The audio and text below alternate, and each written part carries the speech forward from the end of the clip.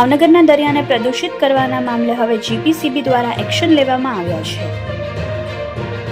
અલંગ અને સરતાનપર બંદર વચ્ચેના દરિયામાં 7 નોટિકલ માઇલ જેટલું ઓઇલ જેવું પ્રવાહી ફેલાયું હતું, જેના કારણે અસંખ્ય જળચર જીવસૃષ્ટિના મૃત્યુ થયા હતા.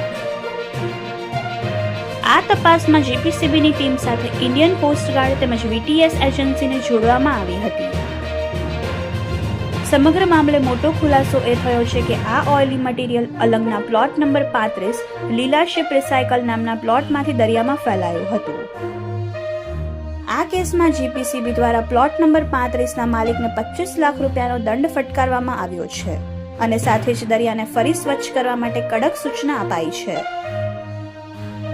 આ ઓઇલી પ્રવાહી દરિયામાં ફેલાઈ જવાના કારણે સરતાનપર બંદરમાં માછીમારોના વ્યવસાય ઉપર મોટો ફટકો પડ્યો છે. હાલ મોટી સંખ્યામાં માછીમારો ભાવનગર કલેક્ટર કચેરીએ રજૂઆત કરવા માટે પહોંચી રહ્યા છે.